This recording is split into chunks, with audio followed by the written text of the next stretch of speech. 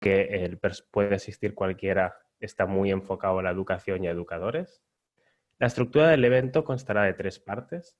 La primera, donde la doctora Concha Pinos nos hablará de disrupción en la educación. Como siempre, va un momento de preguntas. Luego, Jorge Aranda, ostópata y profesor, nos hablará de cómo ha sido su antes y después del COVID. Y por último, Gemma del Cid, también educadora, nos hablará también de cómo ha sido su antes y después y cómo lleva todo el abordaje en la educación en esta situación. Los 3 se presentarán mejor que lo que los presento yo. Y entre cada ronda, como ya he dicho, habrá un momento para preguntas. Y por último, haremos las conclusiones. Antes de dar la palabra ya a Concha, deciros que si os gusta lo que hacemos, que os podéis hacer socios de la web, que es gratuito, que esto nos hace ser independientes y que nuestra investigación y servicio de emergencias sea gratuito al que lo recibe. Muchísimas gracias, como siempre decimos, a los ya más de 2.500 voluntarios que se están formando y colaborando con nosotros.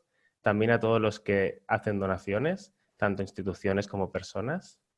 Y esto nos permite al final cuidar la salud mental y el bienestar psicosocial en el mundo, ya que como creemos nosotros, todo el mundo tiene derecho a tener un cerebro sano. Pues sin más preámbulos, Concha, te cedo la palabra. Muchas gracias. Buenos días y buena tarde y buenas tardes en Europa. Bueno, quisiera dirigirme a vosotros en esta sección particular hablando de niños y adolescentes en la disrupción. Para quien no le resulte familiar el término de disrupción, es cuando una cosa que estaba continuada, un proceso o una línea de tiempo se interrumpe. Lo que vemos en el fenómeno de la disrupción en educación, vamos a empezar con algunos datos. Me gustan los datos y el análisis y son fresquitos, son de anoche. Más de 1.000 millones de estudiantes y jóvenes en el planeta están afectados por el cierre de las escuelas y de las universidades debido al COVID. Quiere decir que desde los últimos 2 meses muchos niños que iban a la escuela cada día, muchos estudiantes que iban a las universidades y muchos profesores y padres que tenían sus hijos en escuela se han visto afectados por este proceso de disrupción. Este proceso de disrupción no solamente afecta a los niños que estaban en situaciones neurotípicas, niños que tenían una normalidad, sino también a los niños que tenían neurodiversidad o que estaban en situaciones de precariedad. Muchos niños, muchos de esos millones de niños no tenían ni siquiera para comer en el día a día y la escuela era una fuente no solamente para ir a aprender, sino para comer, para lavarse los dientes, para tener una ducha o siquiera para tener un referente seguro. Esos niños han perdido también eso. Muchos niños que iban, por ejemplo, a casas del emigrante, a casas de acogida o a refugiados, también han perdido esas posibilidades. Mi primer llamamiento es la reflexión a la necesidad de hacer un pacto mundial por la educación y la salud pública, por la protección de los menores y aprovechar el COVID para lanzar nuevos enfoques de desarrollo que sean mucho más flexibles. El brote del COVID es un problema global, pero no es solo sanitario. Desde mi mirada es un problema educativo y plantea una crisis en la educación. Queremos plantear la necesidad de que haya un nuevo pacto mundial por la educación. En este caso llamamos a todos los estudiantes, a las instituciones de América Latina y también a España, porque hablamos todos español y somos 1,2 billones de personas que podemos dar una respuesta diferente desde la sociedad civil hasta los padres. El cierre de las escuelas en el COVID lo único que hace es agravar las desigualdades. Entonces, el COVID es igual a desigualdad, desigualdad en la educación y afecta de manera desproporcional y tremendamente injusta a los niños que son más vulnerables. Como podemos ver entonces, hablar de educación en la era del COVID es hablar de inclusión, es hablar de continuidad y también de justicia. El 91% de los niños del mundo ya no tienen escuela. Son 1.570 millones de estudiantes sin escuela. Si somos más o menos 8.000 millones, pues calcular que es un porcentaje significativo. De ellos representan 193 países del mundo. Entonces, en mi reflexión quisiera poner atención a 3 puntos y voy a empezar con el primero. El primero es que el cierre de las escuelas del COVID afecta más a las niñas que a los niños. Así que voy a hablar de una cuestión de género. Lo siento, espero que nadie se dé por aludido, pero es lo que hay. Las tasas de deserción van a afectar mucho más a las niñas y a las adolescentes en Latinoamérica y van a crear brechas de género que serán desproporcionales. Lo que sabemos de otras experiencias es que si las niñas no van a la escuela, están en riesgo de explotación sexual, de más embarazo precoz, de matrimonios y de forzarlas a hacer cosas por el bien de la familia o por la supervivencia. De los 1.54 millones de estudiantes del mundo, casi 800 millones son niñas. Es decir, que esas niñas, de los 800 millones, muchas de ellas son latinoamericanas y españolas. Viven en países donde no tienen garantías de su seguridad.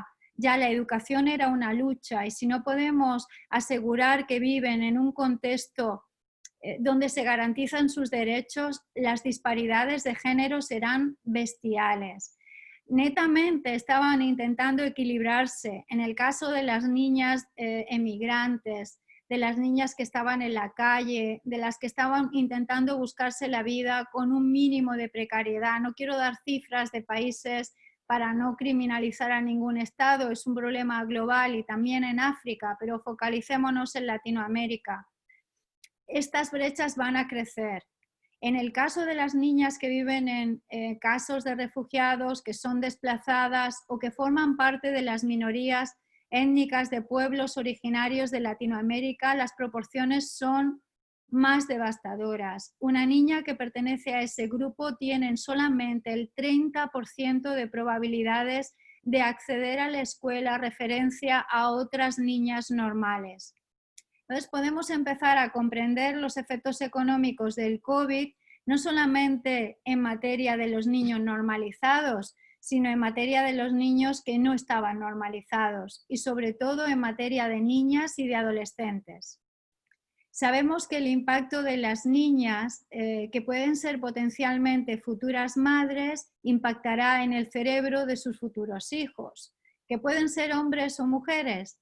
Entonces, llamo la atención de que si no cuidamos a las niñas en este proceso del COVID y sobre todo a las adolescentes, las generaciones siguientes están no solo traumatizadas, sino condenadas a mayor analfabetismo, a pobreza y a segregación. Las niñas de Latinoamérica están en riesgo de retroceder 30 años en los avances de la educación y eso no es justo.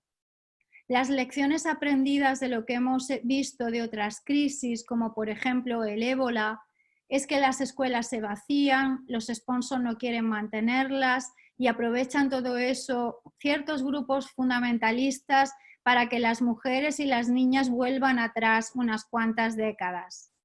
Entendemos que la magnitud del COVID es vigilar por lavarnos las manos, ponernos las mascarillas, ponernos en cuarentena, pero también hay que vigilar por nuestra salud mental y también hay que vigilar de que en esta cesión de las libertades no se cedan conquistas sociales que nos costaron muchísimo. Por ejemplo, el derecho a las niñas a la educación y el derecho a las minorías, a los pueblos originarios de América a poder acceder a las escuelas, tal y como mandan todas las cartas.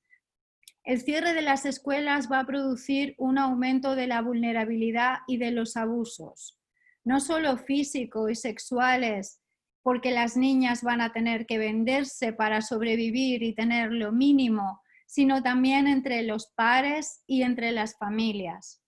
Y voy a dar algunos indicadores y siento de verdad dar estos indicadores y con todo mi amor a América, que lo sabéis, pero Centroamérica tiene la tasa más elevada del mundo en embarazos no deseados víctimas de las violaciones intrafamiliares. Eso es una evidencia. y esa evidencia va a crecer. Las niñas serán más obligadas a sexo transaccional porque son más vulnerables. Las familias no tendrán moneda de intercambio en sus necesidades básicas y usarán a sus hijas, que además ni siquiera van a la escuela. Cuando los varones fallezcan porque el hombre fallece más en la crisis que la mujer tendrá que optar por todos los medios disponibles y uno de los medios es su propio cuerpo. Así que creo que preservar las escuelas en Latinoamérica y preservar que las niñas que estaban yendo a las escuelas y los pueblos originarios sigan yendo es una necesidad irrevocable. No podemos aceptar que eso no sea. En las lecciones aprendidas del ébola en relación al COVID, podemos ver, por ejemplo, qué pasó en África para no hacerlo. Y vamos a repasar algunas de las cosas que han pasado en África, algunas de las cosas que ya están pasando en China y, por ejemplo, algunas de las cosas que están pasando en Suecia y en Dinamarca como puntos de contraste en la educación. Y vamos allá. Creo que podríamos proponer a los gobiernos, a la sociedad civil y a todas las instituciones que estáis aquí, que sé que amáis la educación, una serie de medidas. Me voy a centrar en 6 acciones. 6 acciones que podemos hacer con base empírica, con base científica, que las podríamos medir, que son sensibles a las cuestiones de género, sensibles a la cuestión de los pueblos originarios de América y también sensibles a la neurodiversidad y a la sostenibilidad del planeta. A eso le llamamos los 4 ejes en el 2050, ¿verdad? Entonces, la primera opción es, deberíamos de multicapacitar, ya no capacitar, multicapacitar a docentes y a comunidades masivamente. Desde la Fundación lo vamos a hacer. Empezamos el miércoles un programa nuevo sobre educadores y comunidades.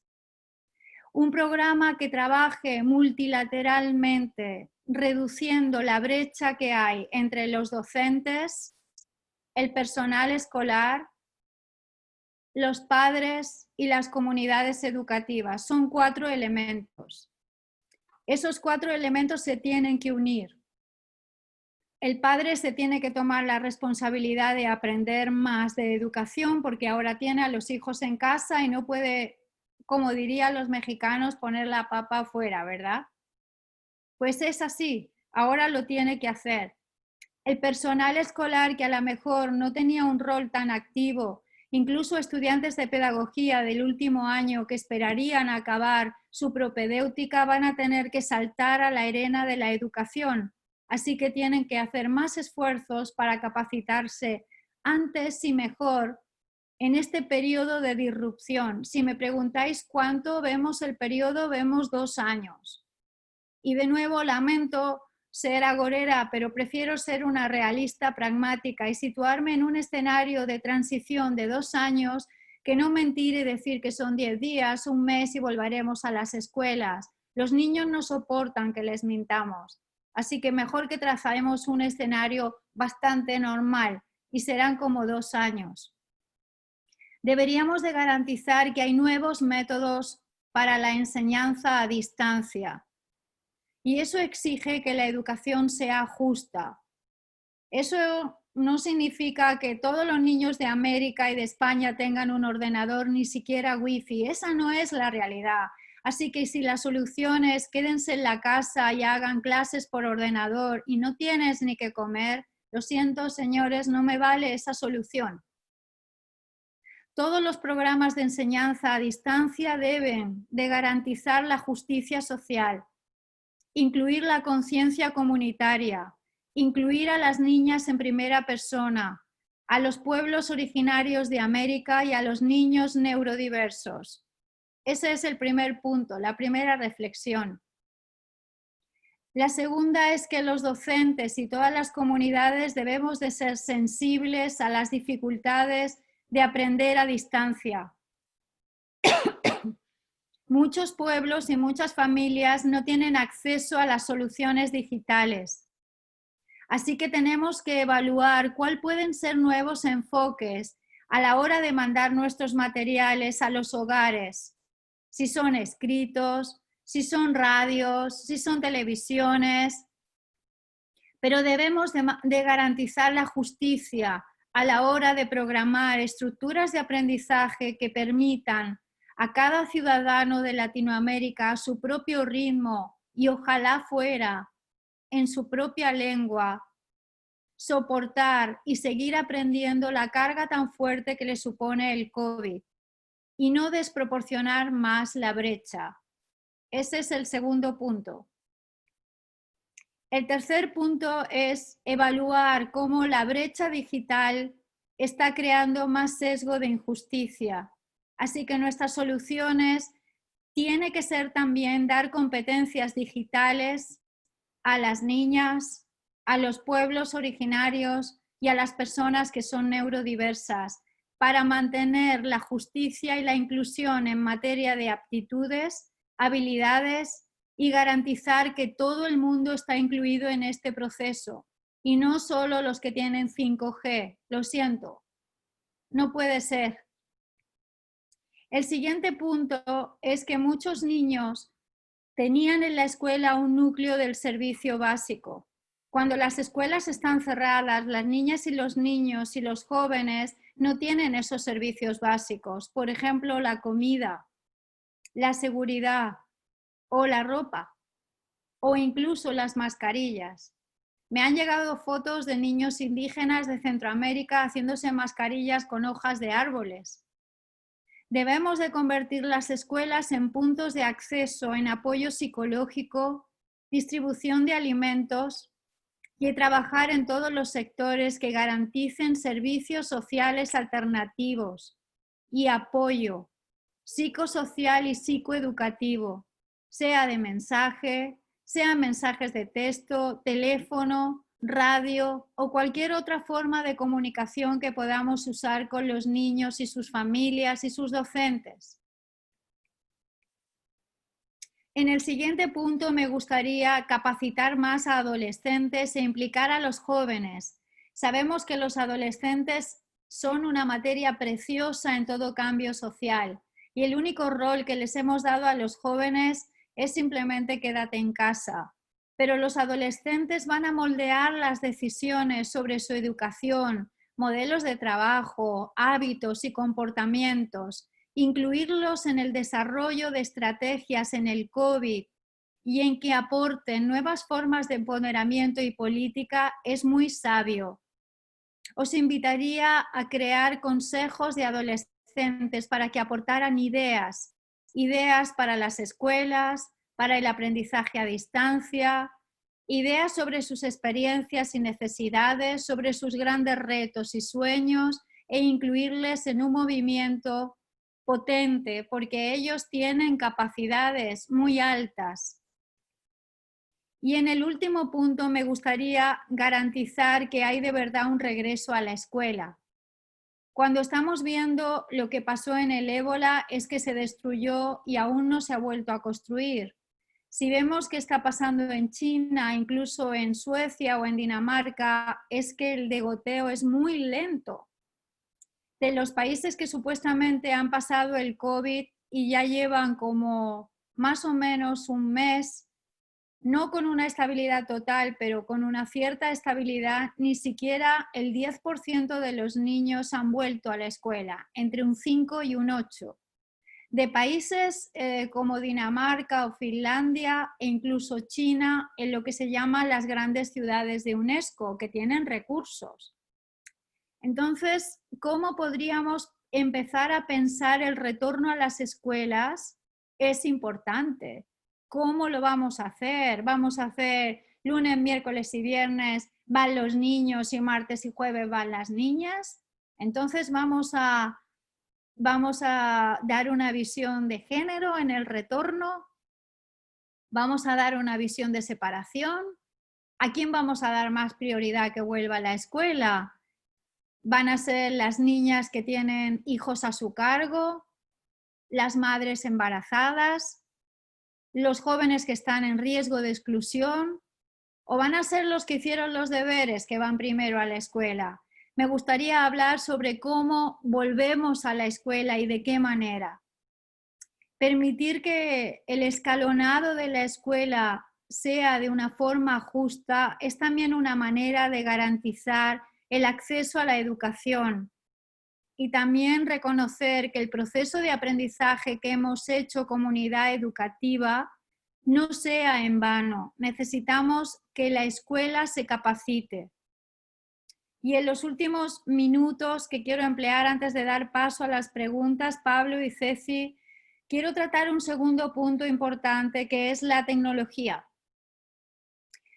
Parece que la solución viniera de las máquinas, pero hay una tecnología muy importante dentro de nosotros, que es la tecnología del tejido humano. Y ese tejido humano yo pondría énfasis a la resiliencia. Los sistemas educativos puede ser que no tengan capacidad de comprarse ordenadores, pero tienen capacidad de ayudarse, tienen capacidad de incluirse y de desarrollar competencias.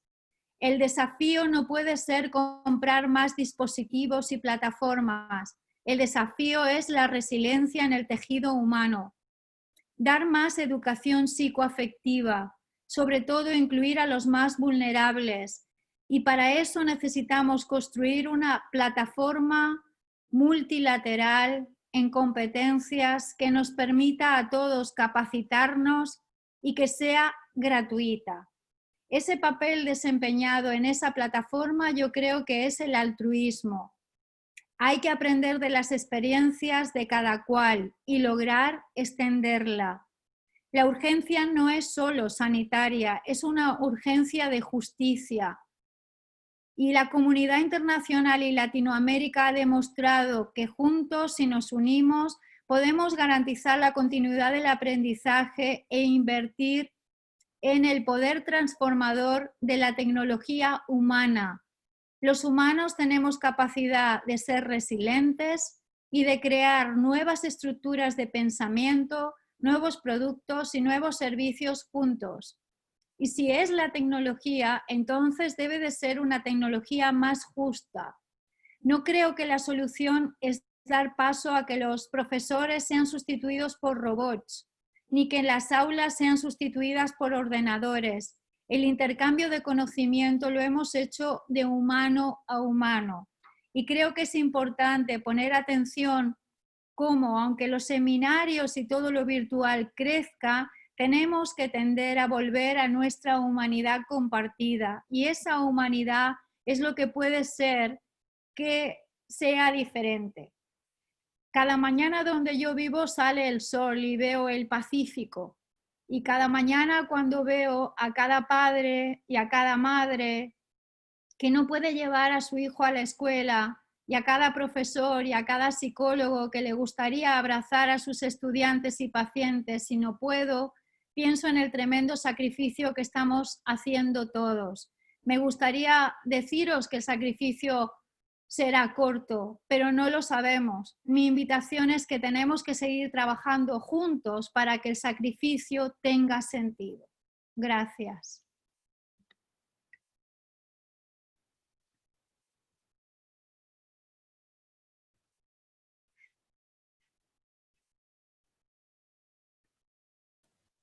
Muchas gracias, Concha.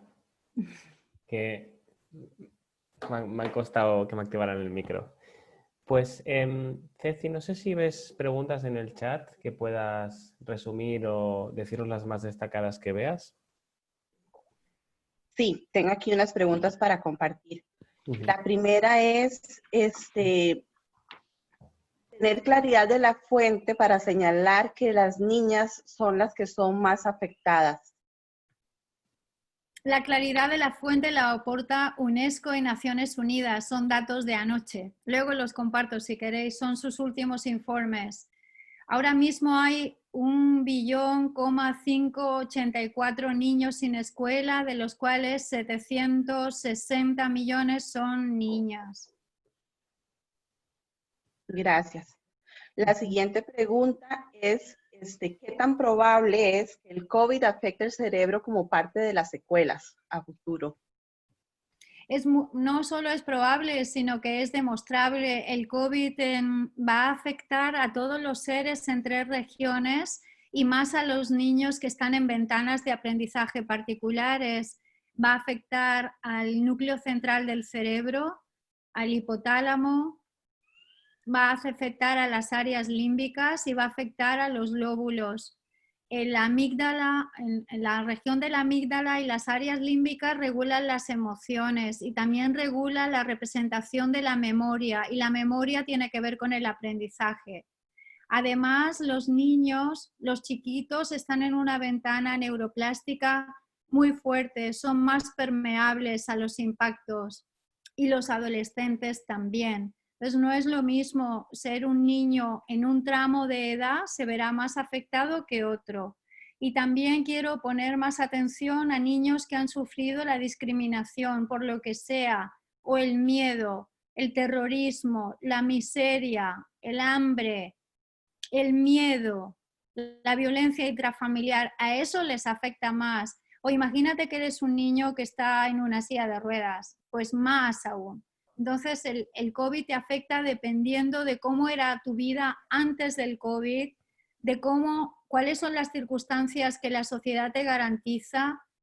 Y recuerdo a todos la Carta de los Derechos del Niño, la necesidad de proteger a los niños, y eso es muy importante.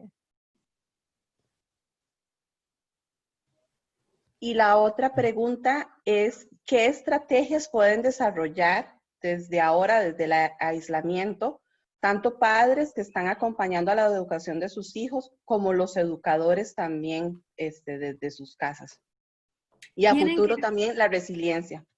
Bueno, Ceci, la solución es multicapacitarse y trabajar en equipo. Hay que trabajar en equipo porque no vamos a salirnos de esto solos. Hay 2 grandes líneas. Una es abordar la brecha de la injusticia en la tecnología, y mi llamamiento es a todas las instituciones. Espero que nos escuchen, lo vamos a hacer oír desde luego. Hay algunos gobiernos de América Latina que ya se han empeñado. Ya vamos a formar más trabajo en los ministerios de Educación y de Salud, capacitar a los maestros en nuevas áreas de competencia. No era lo que eran, sino lo que son ahora y lo que van a tener que confortar en los próximos 3 años. Luego Gemma y Jorge nos van a dar algunas ideas, pero el niño quiere volver a la escuela. ¿Y cuándo va a volver? ¿Y qué va a estudiar? ¿Y en qué estado va a volver? ¿Y cómo quedará su familia? Es un gran tema, que el maestro debe de capacitarse. Ni siquiera los psicólogos están capacitados, lo están haciendo ahora. O sea, lo primero es padres y comunidad educativa, capacitaros. Y segundo, hay que autocuidarse. Ser un profesional no significa que tengas competencias internas. Hay que autocuidarte para no sufrir lo que supone el impacto de ver a tus niños, a tus hijos y a tus estudiantes, o de no verlos, en una situación de indefensión. Eso causa mucho burnout de los profesionales. Muchos maestros lloran, no pueden de ver cómo están sus estudiantes, ¿verdad? Algunos no tienen dinero para comer o para pagar la colegiatura, que ni menos para zapatos. Eso el docente sufre. Necesitamos estrategias en 3 áreas: gubernamentales y sociedad civil, compartir recursos, y toca hacerlo gratuito, en serio, o sea, toca. Son multicompetencias a lo máximo usando todos los medios. Por ejemplo, nosotros queremos poner en marcha una radio educativa. Estamos trabajando para eso, que emita 3 horas cada día para toda América Latina en diferentes países. Es una iniciativa. Otro quizás tiene otra, pero no todos los chicos tienen internet, ni tienen computer, ni tienen wifi, ni tienen dinero. Entonces tenemos que ser justos con todos. Y la otra es el autocuidado. Son 3 líneas. Vale, muchísimas gracias, Concha. Gracias, Ceci. Yo por ahora dejaría con esas 3 preguntas. Sé que están habiendo muchísimas. Muchísimas gracias. Luego al final del evento explicaremos diferentes canales para que nos hagáis llegar vuestras preguntas y cómo desde la Fundación podemos dar continuidad a la charla de hoy. Gracias, Pablo. A ti. No te vayas muy lejos por si te necesitamos, Concha. Estoy aquí, I am here. Perfecto. Vale, pues como hemos comentado, vamos a seguir ahora con la intervención de Jorge Aranda. Jorge se presentará mejor que lo voy a presentar yo a él, así que adelante, Jorge, y sobre todo nos va a contar un poco cómo ha sido su antes y después y su visión a todo esto desde su prisma y su profesión. Jorge, ¿estás por ahí? Sí, estoy aquí, ¿me escucháis? Sí. Hola, buenas tardes a todos desde España. Buenos días para todos los compañeros de Latinoamérica. Mi nombre es Jorge Aranda, soy licenciado en osteopatía, máster en osteopatía pediátrica y también tengo doctorado en osteopatía. Soy profesor de la Universidad de Murcia y dentro de la osteopatía del ámbito pediátrico me he ido especializando principalmente en niños con dificultades de aprendizaje y en niños con discapacidad. En estos momentos, pues la verdad es que el ejercicio de mi práctica, de mi profesión, está extremadamente limitado por el distanciamiento social, obviamente. Y en estos momentos, pues la verdad es que no estoy pudiendo ejercer mi profesión tal y como la suelo realizar, ¿no? Pero bueno, también estamos aprovechando este tiempo pues para hacer infinidad de cosas, pues tipo reciclarnos profesionalmente, leer mil artículos y temas que tenemos pendientes y también, como no, aportar todo lo que podamos en esta noble causa de proyectos de webinars. Entonces, mi ámbito profesional y mi día a día pues se ha visto radicalmente afectado y bueno, entiendo que si me afecta a mí, también le está afectando a los pacientes que estoy dejando de tratar y a los pacientes con los que estoy dejando de interactuar. Entonces eso sería una cosa que es la principal y que es la más obvia, ¿no? La carencia de contacto es algo muy importante. Me gustaría desarrollar un poco con todos los presentes en esta charla. Es muy importante, para empezar, tener claro la diferencia entre, vamos a distinguir entre tacto y contacto. La diferencia que podremos encontrar para que nos entendiéramos entre tacto y contacto es que el tacto es aquella habilidad que poseemos para tocar cosas, que sería destacado como el tacto discriminatorio, que sería para pues, entender el volumen, el relieve, las formas de las cosas que nos rodean, así como el grado de humedad, de calor, para poder entender cómo nos podemos relacionar con las cosas que están en nuestro entorno. Eso sería el tacto. Pero el contacto al que yo me refiero sería el tacto que se define como tacto lento. Es un tacto reconfortante y es un tacto que tiene un punto más de intimidad. Es una modalidad de tacto que tiene una neurología diferente, o con unas vías neurológicas, con unas fibras diferentes, que estimulan principalmente una región del cerebro que se llama la hémisfera. Bueno, este tacto está muy relacionado con el contacto que llevamos a cabo como canal de comunicación entre humanos y entre personas.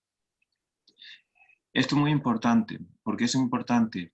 Porque hay estudios que se han ido realizando en distintos momentos pseudo similares al que estamos viviendo, en el que pacientes, en el que las personas se han visto ausentes de esta capacidad de contactarse, de esta ausencia de contacto afectivo. Esta ausencia de carácter de contacto afectivo, según en qué fases del desarrollo de la persona, del desarrollo del humano, puede tener unas implicaciones u otras. Y sobre todo en la edad del desarrollo del niño, que es el tema que nos ocupa hoy, puede estar muy vinculado, ya que la ausencia de contacto afectivo puede generar una alteración fisiológica a nivel de recepción y secreción de neurotransmisores. Esta carencia en la capacidad de recibir, segregar o interactuar con estos neurotransmisores puede generar un cambio en la conducta y en el comportamiento de la persona, y en consecuencia del niño que está en un proceso de desarrollo tanto intelectual, cognitivo, emotivo y sensorial. Por lo tanto, creo que es muy importante insistir a todas aquellas familias que nos están viendo, que tienen niños en casa, la importancia de incidir en la importancia del tacto. Este tacto afectivo le va a beneficiar muchísimo, porque el tacto tiene un componente muy, muy amplio. Pero el tacto beneficia, este contacto afectivo beneficia al que lo recibe, al que lo realiza y al que lo observa. Entonces, yo me gustaría hacer mucho énfasis en que este es un gran momento en el que pueden influir radicalmente sobre el neurodesarrollo, la neuroplasticidad de sus hijos, reforzar el vínculo afectivo familiar y darle una dosis de endorfinas y de oxitocina a sus hijos, que les va a venir estupendamente para poder lidiar mejor con la situación que nos rodea.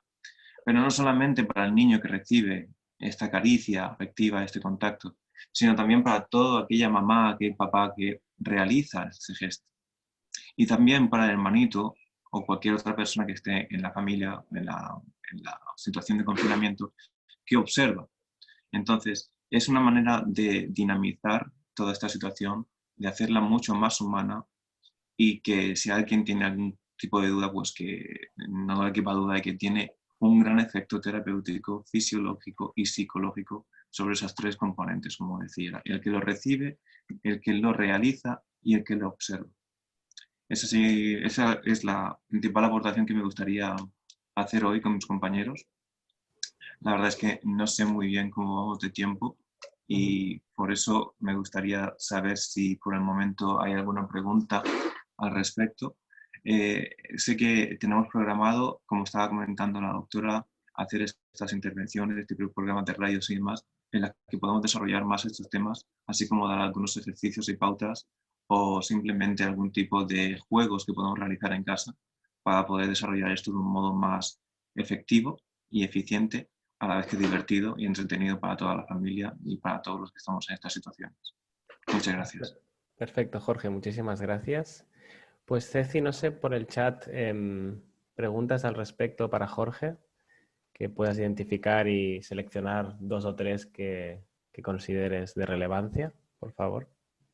Y tengo dos, me parecen importantes. Una, Jorge, preguntan sobre estrategias o formas de estos juegos que mencionas. Si puedes darnos algunas ideas como de qué prácticas podemos poner, podemos hacer con los niños para desarrollar este tacto y este acercamiento.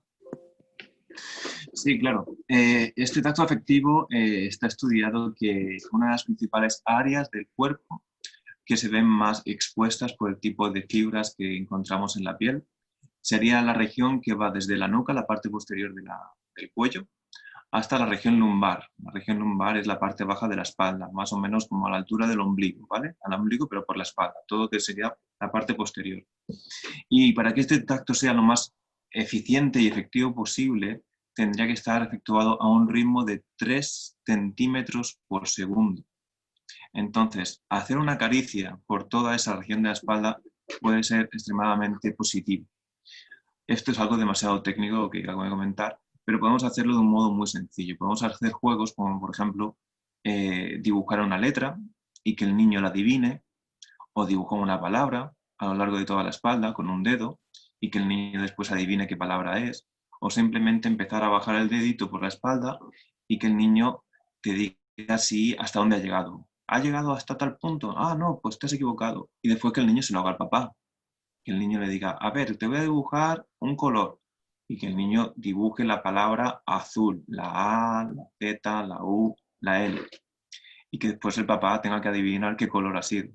Ese tipo de prácticas pueden ser muy divertidas, pueden ser muy entretenidas y se aplica perfectamente lo que estaba comentando antes de recibir, aportar y observar el efecto del tacto terapéutico, del tacto lento y del tacto afectivo. Gracias, Jorge. Tenemos dos preguntas más que quisiera darles espacio.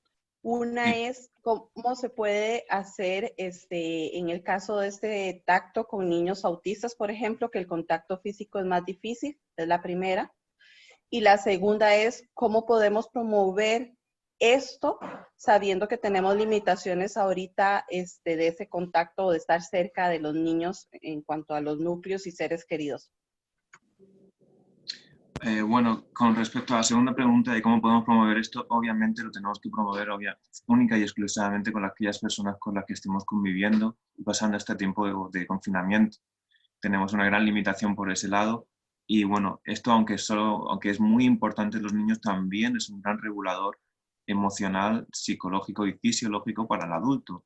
Entonces, este mismo tipo de prácticas, como el ejemplo que decía de dibujar con el dedo o con la mano en la espalda de una persona, cualquier cosa que queramos, puede ser muy beneficioso. Entonces, si no podemos ir a tocar al nieto, no podemos ir a tocar al sobrino o a cualquier familiar, pues hagámoslo entre nosotros. Realmente es muy efectivo y muy beneficioso. Y va a trabajar mucho también en vínculo entre esas personas que sabemos que en estos momentos de confinamiento a lo mejor es un poco más complicada la convivencia. Con respecto al autismo, bueno, el autismo es un gran dilema, porque para empezar porque hay muchos niños que tienen un diagnóstico autista, pero cada niño autista es un mundo en sí mismo, entonces hay un abanico muy amplio de distintas características en base a cada niño, ¿no? Es una etiqueta que se le pone un diagnóstico, pero que realmente después tienes que llevarlo a un plano muy individual. Entonces eso tendríamos que adaptarlo a aquella región del niño con características autistas o con diagnóstico autista, que el niño esté más dispuesto a permitir ser tocado. Entonces, si por ejemplo al niño no le importa que le toque la pierna, pues que se le acaricie el muslo, que se acaricie la pierna, o buscar zonas que a lo mejor sean un poco menos sensibles de entrada, hasta que el niño entienda, comprenda cuál es el gesto que se va a realizar, que él identifique cuáles son las características de lo que está sucediendo, que no lo vea como un factor especialmente complicado y para que de esa manera se pueda desarrollar. Las mamás y los papás que tienen niños con estas características, cuando los bañan, cuando los duchan, saben perfectamente qué zonas del cuerpo son más sensibles y dejan que les pase la esponja o el jabón y qué zonas son un poco más complicadas y más sensibles para estos niños. Yo recomendaría que empezasen por esas zonas que son menos sensibles para el niño y de ahí poco a poco ir avanzando.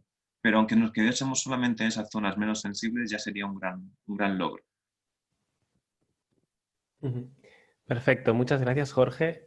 Si os parece, lo dejamos aquí y vamos avanzando porque luego en la parte de conclusiones habrá más tiempo de preguntas. Yo también tengo algunas para tanto como para Concha como para ti. Muchas gracias. Me has hecho recordar a juegos que me hacían en mi infancia, que cantábamos canciones escribiéndonos en la espalda. Exacto, Así exacto. que son recuerdos que se te quedan para siempre. Pues muy bien, vamos a pasar ahora con la siguiente intervención, que también se presentará ella misma, que es Gemma del Cid, que aparte del encomiable trabajo que hace dentro de la fundación con todos los voluntarios y todo el material que sube, también es educadora y sigue trabajando y ha vivido muy fuertemente el antes y el después con sus niños. Así que Gemma, ¿estás por ahí? Sí, no sé si se me escucha. Se te escucha perfectamente. Gracias, Pablo. Muchas Pues gracias. todo tuyo. Gracias. Bueno, yo soy Gemma del Cid Gutiérrez, como bien ha dicho Pablo, formo parte del equipo de la Fundación y aparte también pues soy licenciada en Pedagogía, también licenciada en Psicopedagogía y especializada en Neurociencia e Inteligencias Múltiples, entre otras materias. Actualmente, ya desde hace muchos años, formo parte del colectivo de educadores públicos de la educación pública, activa actualmente y como bien ha comentado Pablo, evidentemente mi vida como educadora ha cambiado mucho desde antes del COVID y actualmente en el COVID.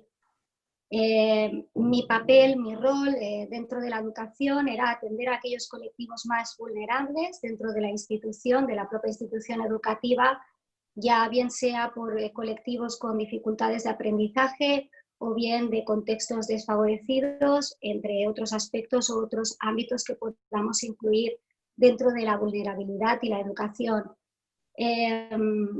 Personalmente, mi trabajo iba muy dedicado al vínculo, a establecer unos vínculos sanos y seguros con mis estudiantes, sobre todo atenderlos en la parte más psicopedagógica y psicoafectiva y psicosocial. Desde el COVID y desde el cierre de las escuelas se ha agravado muchísimo esta parte, digamos, más emergente de la educación, puesto que ha habido una pérdida masiva de los referentes y los vínculos, ¿no? Sobre todo educativos para los niños. A mí me gustaría centrarme en tres ámbitos, ¿no? Hablando de mi experiencia actual y de cuál está siendo mi rol y de lo que estoy observando. Me gustaría centrarme en lo que es el estado de cuarentena. Actualmente yo estoy en España y llevamos casi ya más de un mes en cuarentena. Por lo tanto, he podido ver de manera progresiva esta afectación no solo en mí, sino también en algunos compañeros de la educación, así como en los alumnos. También me gustaría hablar del uso de la tecnología y de la inclusión o exclusión de ella y del uso masivo que estamos llevando con el teletrabajo y la educación a distancia, y también de la exposición masiva de la información y la difusión de esta información, no solo a la que estamos sometidas los adultos, los docentes, sino también nuestros propios alumnos. Mi colectivo, yo trabajo directamente con adolescentes, no lo he dicho, trabajo en la institución y en el ámbito de la secundaria, con lo cual me vinculo y mi especialización es la adolescencia y los jóvenes. ¿Qué es lo que he podido observar en estos días? He podido observar una degradación muy importante de lo que sería el ámbito psicoafectivo de mis alumnos. Puedo observar una pérdida de la atención a nivel de aprendizaje, incluso de la aparición de las memorias traumáticas, diríamos. Es decir, ya he dicho que trabajo con colectivos que son vulnerables, con los cuales la situación que ellos vivían o en la que estaban, o cosas anteriores pasadas que habían vivido, están resurgiendo de manera emergente en esta situación de cuarentena. Ha sido muy duro estos días, he podido empezar a tener un vínculo más directo a través de las pantallas y de algunas aplicaciones, y he podido verme con mis alumnos, y ha sido tremendamente duro, puesto que he podido observar en algunos de ellos. Estoy contigo, Concha, que veo más afectada a las niñas que a los niños. Uno de los papeles que me ha tocado más duros ha sido gestionar la incertidumbre, es decir, ellos tienen muchas preguntas y nosotros pocas respuestas.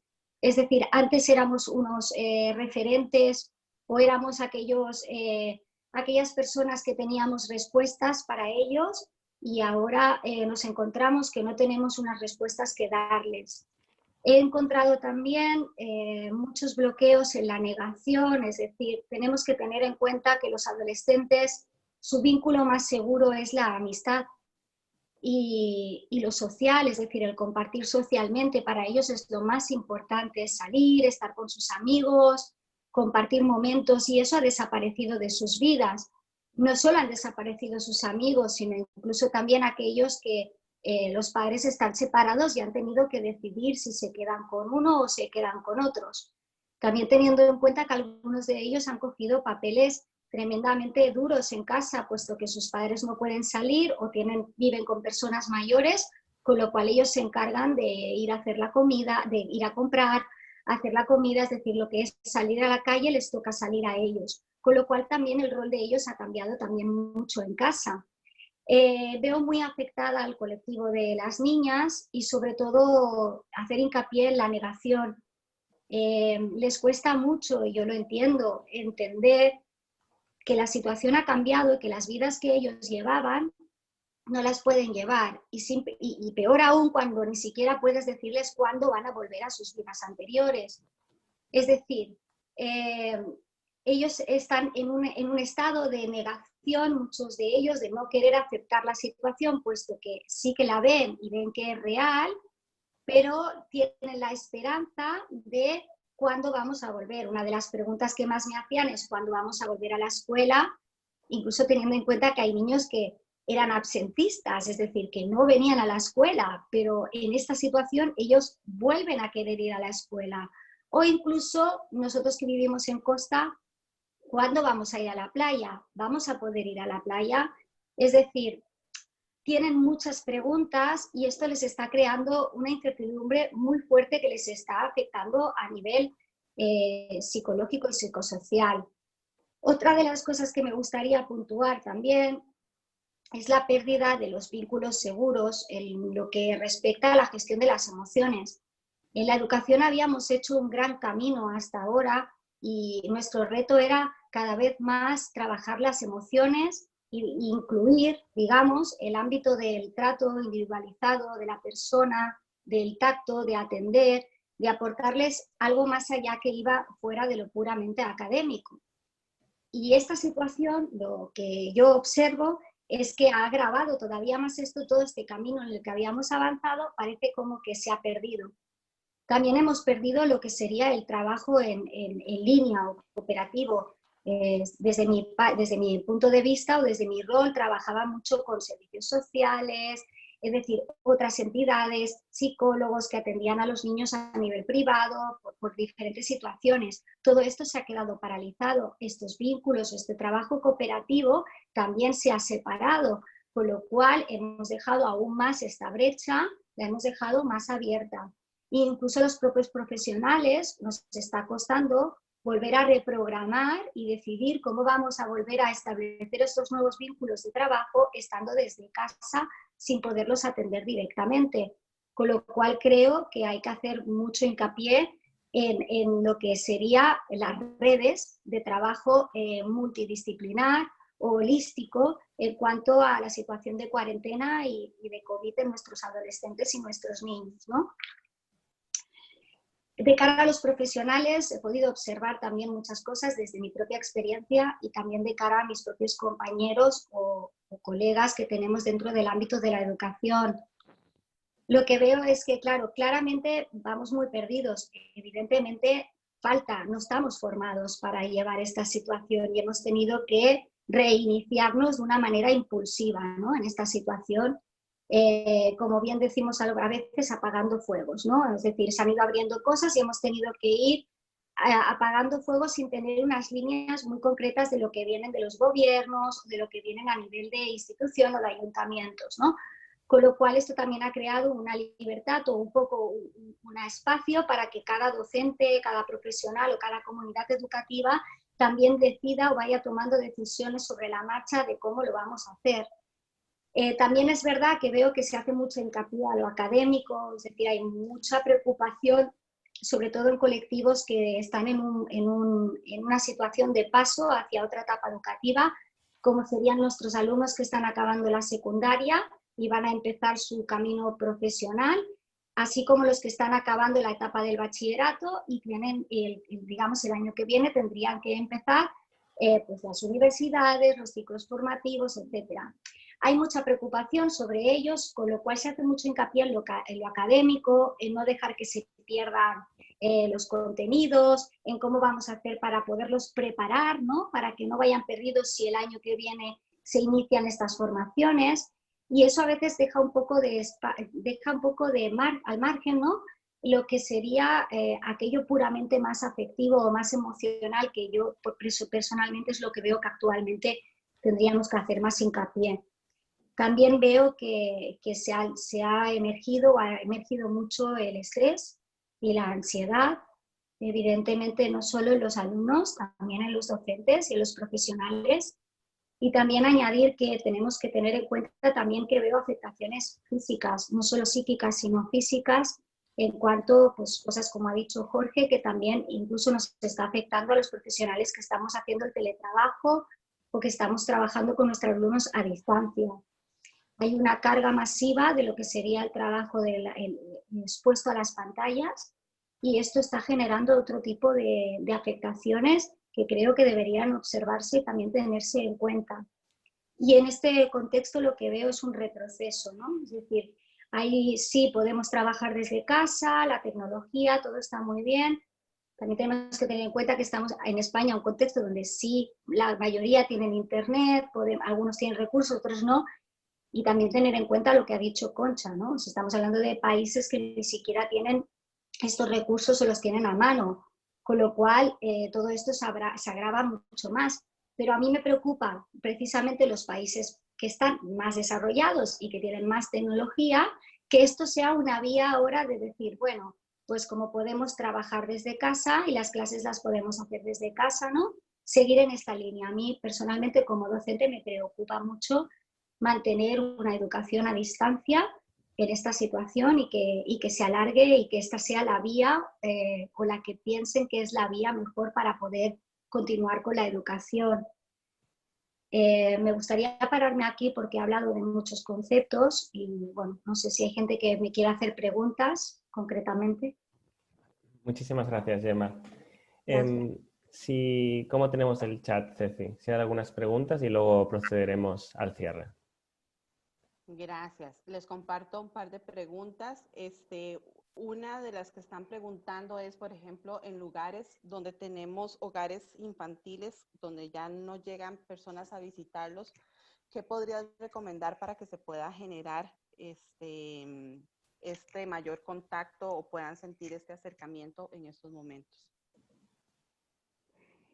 El estado de cuarentena realmente es bastante extremo, con lo cual lo que sería el contacto directo parece ser que hay una privacidad total del contacto, ¿no? Es decir, nosotros como profesionales, si antes atendíamos yo tengo alumnos que están en CRAES, que están siendo atendidos por los educadores sociales que conviven juntos, y con lo cual se está haciendo muy difícil el poder actuar directamente con el colectivo en persona. Como posibilidades, evidentemente, como bien ha dicho Concha, estamos trabajando en poder abrir otras vías para poder llegar a los alumnos, llegar a los niños, llegar a los adolescentes, desde una vía donde podamos hacer más hincapié en lo que sería el apoyo psicoafectivo.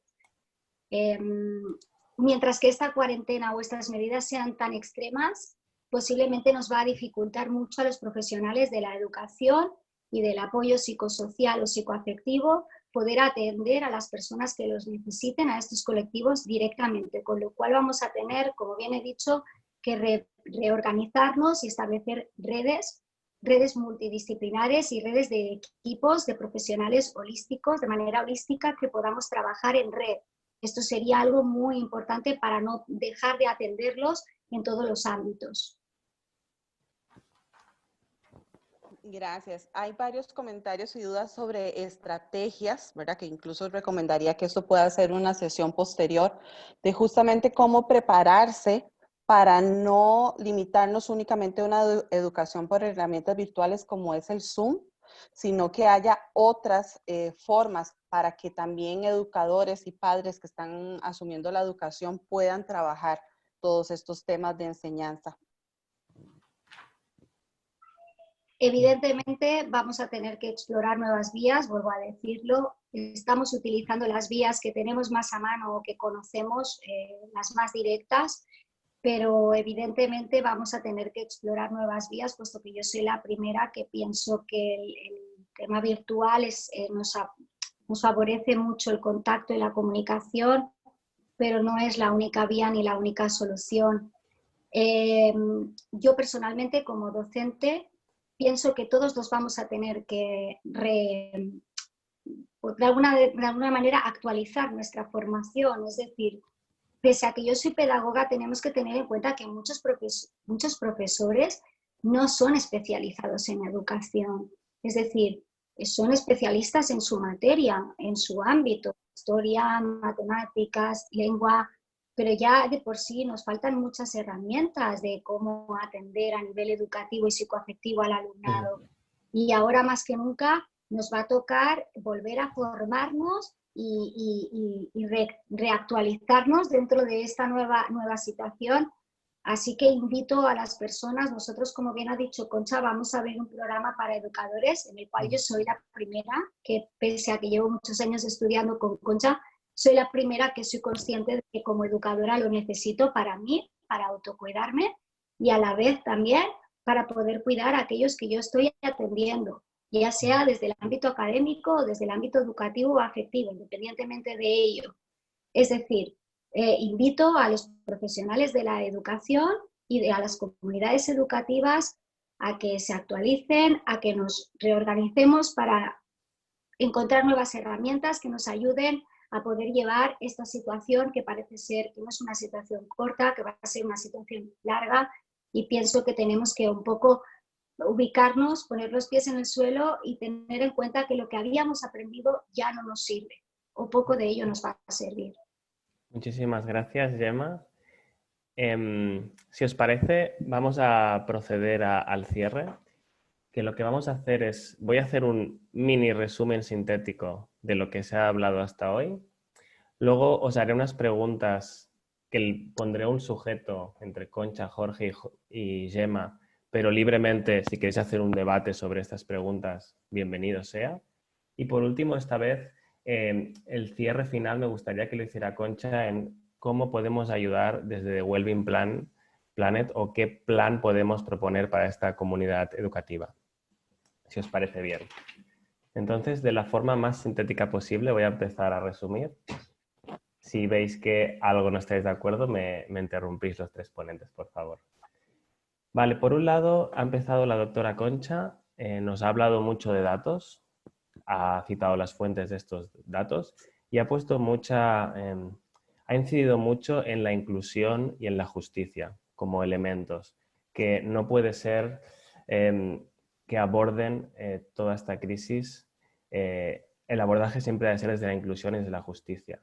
Han remarcado 3 puntos. Primero, ha incidido mucho en las niñas, en por qué y qué consecuencias tienen las niñas y en los territorios en que tienen más consecuencias, en prestar mucha atención con todo este argumento del COVID, no perder conquistas sociales que se ha tardado mucho en conseguir, y no solo en niñas, sino en otros tipos de colectivos vulnerables. También ha propuesto 6 acciones con base científica. Citaré algunas de ellas. La multicapacidad en los docentes, nuevos métodos de enseñanza a distancia, más competencias digitales que tenemos que tener, la importancia de que la escuela siga dando estos servicios básicos, porque al final la escuela no solo da conocimientos, sino que en muchos lugares es un lugar de control y de dar servicios como alimentación y otros servicios. La importancia de los adolescentes y cómo incluirlos y dar programas a los mismos, etcétera. ¿Vale? Pues ha citado todas estas de mí. Luego, ha hablado de resiliencia y el tejido humano. No voy a incidir más porque una de las preguntas es sobre este tema. Luego, cito los 3 y luego os hago las preguntas. Jorge nos ha hablado mucho de la carencia en el tacto, la diferencia entre tacto y contacto. Nos ha hablado desde su perspectiva profesional el por qué se tiene que dar tacto, en qué zonas. Gracias a preguntas de ustedes ha comentado algún ejercicio práctico de cómo hacerlo en casa.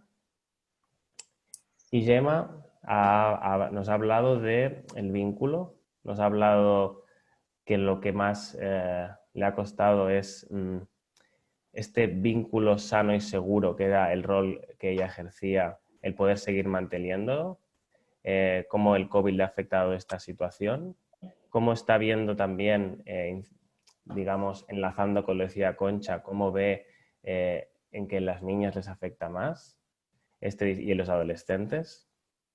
También ha remarcado este vínculo que había entre profesionales, este abordaje multidisciplinar que se estaba haciendo en algunos lugares, cómo se ha puesto en riesgo.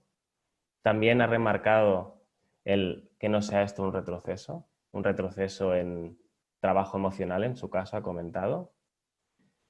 Y también ha comentado todo el tema de que ahora percibe mucho más estrés, ansiedad y demás. Entonces, si os parece, voy a hacer algunas preguntas que os puedan servir un poco de debate. Yo se la preguntaré a alguien en concreto, pero vosotros mismos podéis interrumpiros e ir hablando, si os parece bien. Me gustaría empezar por Concha. Entonces, Concha, me gustaría, si nos puedes decir cuál es la importancia que ves en el momento actual, el dar importancia más a estas soft skills que dijimos y no tanto a las hard skills, o sea, estas soft skills como resiliencia, capacidad de cambio, gestionar incertidumbre, la importancia que hay en este momento a nivel educativo, quizás más que al conocimiento tradicional que estamos acostumbrados. Gracias, Pablo. Yo diría que la diferencia la planteamos clara en el método, ¿no? Y tanto Gemma como Jorge han hablado de la importancia del componente emocional y del componente somático. Un niño a la escuela no va solamente a adquirir información, sino a comprender. Y lo que tiene que comprender básicamente tiene que ver con el desarrollo de sus competencias psicoafectivas primariamente. De ahí desarrollar capacidades, habilidades o destrezas para integrarse y poder crear, ser un ser creador, demostrar que es inteligente. Es una persona inteligente, no es solo quien saca un 10 en un examen, sino quien puede comprender a otro que sufre, puede cooperar. Nuestra escuela clásicamente, el informe PRISA casi siempre habla de competencias académicas en el sentido más duro. Pero en el COVID no van a sobrevivir los resistentes, sino los resilientes.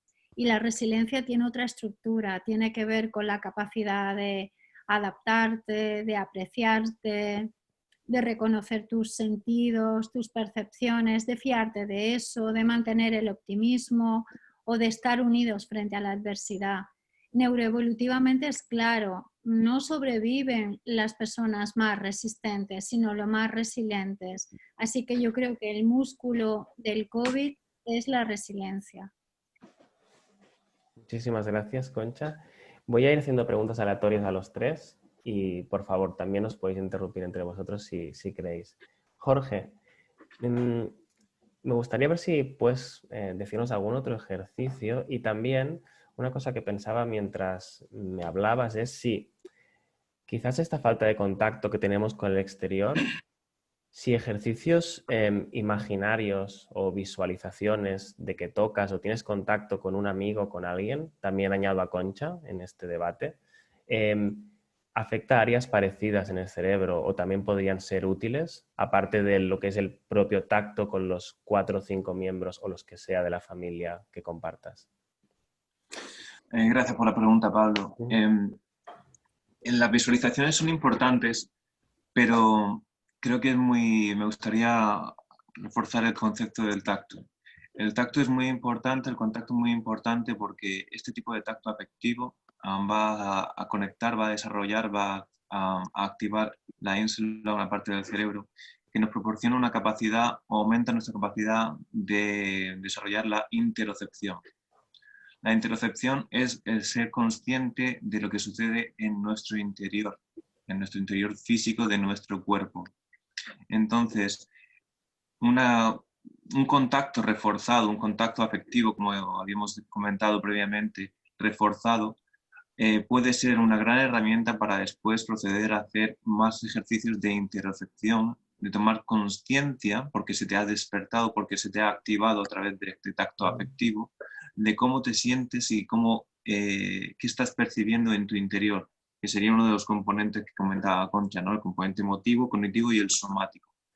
Entonces, este tipo de visualizaciones que tú planteas pueden estar muy bien, pueden ser interesantes, pero yo animaría a que la gente incitara a aquellos a los que tocan y a aquellos por los que son tocados a desarrollar este tipo de visualizaciones más internas, porque cuanto más conscientes somos de nuestro interior, y estoy hablando de un punto de vista físico, más seremos capaces de diferenciar y de separar lo que estamos percibiendo a nivel somático de lo que estamos sintiendo a nivel emocional, a nivel emotivo.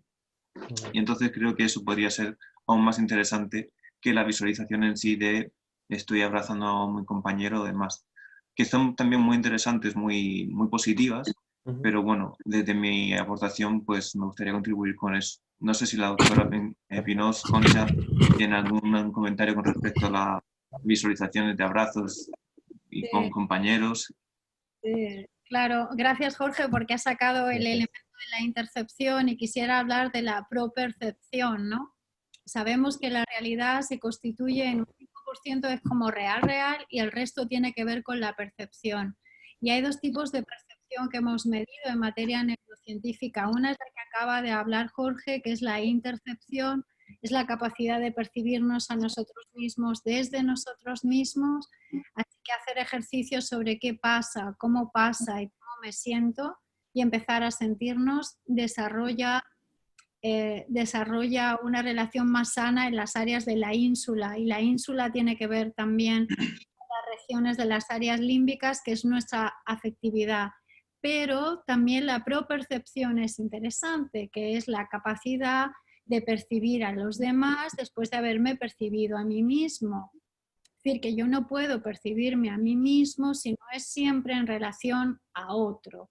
Los ejercicios, desde el método, muchos de vosotros estáis estudiando y lo sabéis, siempre plantean el tacto. Me alegra muchísimo porque Jorge ha planteado el tacto y el contacto, y Gemma también. Entonces a veces no podemos tocar a quien amamos, ¿verdad? Pero sí nos tocamos el corazón, sentimos una emoción, y entonces puedes imaginar o visualizar o sentir que tu mano es el ser que amas.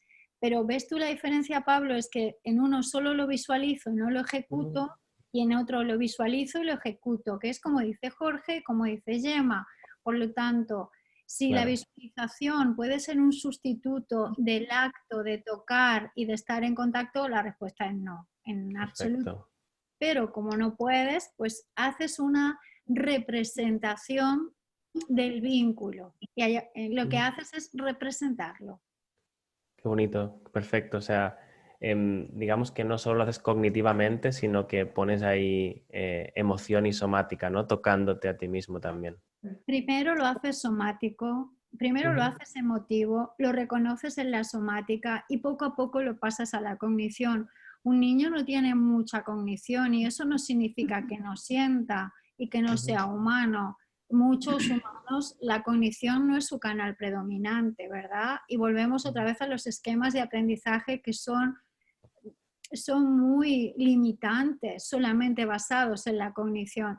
La cognición y la emoción tienen el mismo valor en el cerebro, pero no se inicia el proceso de aprendizaje desde la cognición, sino desde la emoción. Bueno, qué bonito. Gracias, Concha. La siguiente pregunta la enfoco más a Gemma, pero lo mismo, misma dinámica. Al igual que Gemma, al igual que Concha nos ha hablado de la pérdida de derechos, más centrado en Latinoamérica y demás, tú que nos hablabas de esta nueva educación o de tu rol en esta educación que está surgiendo en España, más emocional, más desde otro lado, ahora con esto del COVID, una vez pase, ¿crees que puede ser una pérdida de derechos en este aspecto? ¿O cómo estás viendo crees que ha habido un retroceso en este tipo de nueva educación que se estaba empezando a crear? A ver, yo lo que veo es que si vamos camino, si seguimos como hasta ahora hemos empezado con una reprogramación educativa en lo que es el COVID, sí veo el riesgo de poder retroceder. Veo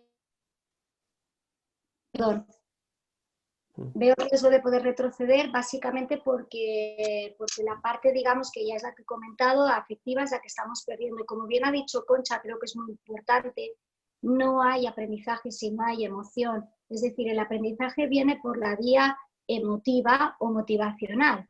Con lo cual, si nuestros alumnos o nuestros jóvenes, digamos, tienen una pérdida total de los vínculos seguros, de lo que es la emoción, ya estábamos empezando a trabajar lo que era una educación inclusiva en la gestión de las emociones, incluyendo espacios dentro de la parte más académica, en la cual pudiéramos, profesionales desde el ámbito educativo, empezar incluso a apoyar a los profesores, que bien he dicho que no son educadores, sino que son expertos en materia, a cómo trabajar con los alumnos, un alumnado que es neurodiverso. Entonces, todo este trabajo, todo este reto que ya llevábamos a cuestas, evidentemente se ha visto fragmentado totalmente en un estado de COVID y de cuarentena. Con lo cual, yo animo o pienso que una manera de poder ir trabajando o no perdiéndolo, puesto que no podemos tener el contacto directo, pienso que debemos redirigir mucho las actividades. En este caso, los gobiernos nos están pidiendo que hagamos clase con los alumnos, ¿no? Que los mantengamos activos, y pienso que a lo mejor ese mantenerlos activos tiene que hacer mucho hincapié a la emoción, precisamente para no alterar los procesos de aprendizaje como son la atención y la memoria. Entonces, ¿qué podemos hacer en la emoción si no podemos hacer un vínculo directo? Pues ponerle mucha atención a lo que es el arte. Y el arte puramente no me refiero al arte de cantar o pintar, sino llevar a nuestros alumnos al aprendizaje desde lo más manipulativo, ya sea ellos explorando el cuerpo, aquellas capacidades creativas que tienen, porque eso agiliza, o sea, mejora mucho los procesos de atención y también les ayuda a poder recrearse ellos mismos y no perder la conexión con uno mismo. Es decir, ¿quién soy yo? ¿Qué me gusta hacer? ¿Hacia dónde quiero ir? Y el arte nos ayuda mucho a conectar otra vez con ello. Entonces, animo a dejar un poco de lado lo académico, que no está de más que continuemos con los contenidos, pero vamos a enfocar esos contenidos desde otras vías de aprendizaje y no solo desde la cognitiva, porque la cognitiva ahora mismo está afectada, porque el estado de cuarentena afecta a la parte cognitiva muchísimo. Entonces no vamos a poder aprender desde la cognición, sino vamos a tener que ir a aprender desde otros ámbitos. Concha, seguramente, no sé si querrás comentar algo lo que estoy diciendo. Sí, si queréis, y ya os dejo el cierre, voy a hacer la última pregunta que liga con lo que has dicho, que es para Concha, y así, si te parece, Concha, puedes responder la pregunta y ya cerrar cómo desde The Wellbeing Planet qué podemos ofrecer a esta comunidad educativa. Entonces, un poco vinculado a lo que decías, Gemma, cómo toda esta nueva educación, que tampoco hemos recibido mucho de nosotros los adultos, a mí nadie me educó en su día o me ha educado en resiliencia, en todas estas emociones, identificaciones que estamos hablando. ¿Por qué aún es más importante educar a los niños y por qué los niños son un colectivo a nivel cerebral más vulnerable que nosotros los adultos y por qué deberíamos incidir aún más en ellos? Me gustaría que comentaras esto y que ya hicieras el cierre. Gracias, gracias Gemma, Pablo y Jorge. Yo quisiera hablar de que vivimos en una época que hay tres convergencias. Lo primero es que no podemos perder el humanismo. La segunda es que estamos con la ciencia en abierto. Y en la ciencia en abierto no puede significar que la tecnología ni los robots vayan a ocupar el lugar de los humanos. No, porfa, eso no puede ser. O sea, no puede ser. Yo quiero que me siga atendiendo un maestro que es un humano, no un robot, o un médico que me toque y me diga esto es lo que le pasa, y hay una ética. Entonces, la ciencia, el humanismo y la ética sería muy importante preservar. En relación a los procesos de aprendizaje que Gemma ha resaltado, yo creo que la base del aprendizaje, lo que sabemos sobre la neurobiología de la mente, es la emoción y la memoria. Las memorias están dañadas por el COVID. Emoción y memoria crean sensaciones, sensaciones crean percepciones, percepciones son de dos características, internas, como decía Jorge, y externas. Las percepciones constituyen la realidad, que solo es un 5% y el resto se maneja. La realidad constituye la identidad constituye la cultura, la comunidad y la comunidad los vínculos. Entonces imagínate de la emoción todo lo que puede llegar a salir. Es fundamental hacer un trabajo en ese sentido. Eso es un nuevo itinerario formativo para muchos de nosotros, que ya lo veníamos haciendo, pero ahora ya es muy necesario. Como conclusiones, yo diría que tenemos que adquirir nuevas competencias, no perder nuestras capacidades como humanos, desarrollar más habilidades en el sentido de humanismo científico sin perder lo que habíamos conquistado. No vaya a ser que por sobrevivir sobrevivamos como esclavos. Entonces eso no. Tenemos que sobrevivir mejor de lo que estábamos y eso es mantener nuestra capacidad de pensar y de pensarnos todos juntos. Lo que creo que podemos hacer juntos, ya lo has dicho tú, son esos 6 puntos, trabajar más juntos en programas de multilateralidad, así que cualquiera que nos escuche y quiera, bienvenido, están 29 países ya trabajando con nosotros. Nos gustaría hacer más programas de tecnología accesible a todos, abrir una radio. Nos gustaría más que las escuelas crear comunidades que tuvieran más comida, grupos que puedan ayudar, crear más trabajo comunitario en estas 6 áreas. Entonces podemos hacer, para no perder nuestra parte científica, un cuestionario al final de este webinar y pedirle a los que han asistido si les gustaría participar en algunas de las áreas, género, regreso a la escuela, programas de adolescentes, que seguro que Gemma lo lideraría muy bien con otros más, ¿verdad? Por su experiencia, la importancia de la neurodiversidad y el tacto con Jorge, con todo lo que lleva, el valor de la tecnología. La invitación no es solo asistir a un webinar para ver qué pasa, sino qué podemos hacer juntos. Y la cuestión es que creo que lo podemos hacer mucho mejor de lo que estamos haciéndolo. Perfecto, maravilloso. Pues nos quedamos con esto, que a todos los que habéis asistido por mail os mandaremos opción para medir, el que se quiera medir, y los diferentes grupos de trabajo que vamos a crear desde la Fundación, y el que se quiera apuntar, pues bienvenido sea. Entonces, si os parece bien, Ceci, como nos gusta despedirnos en la Fundación, podemos abrir micros y cada uno puede decir la palabra que sienta de despedida y a ir cerrando la sesión. ¿De acuerdo? Muchísimas gracias por venir. Gracias. Saludos. Gracias, Concha. Saludos a todos. Buenas tardes. Gracias.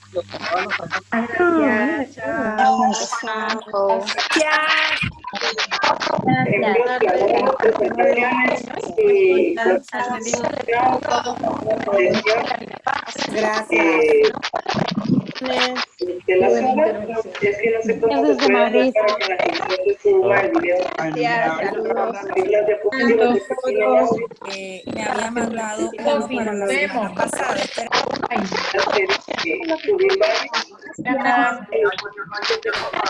Adiós.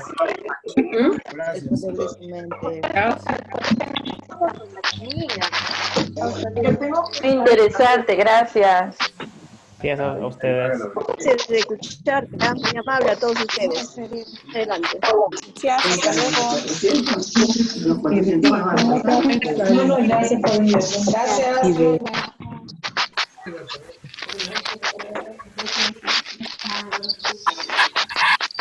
Bien.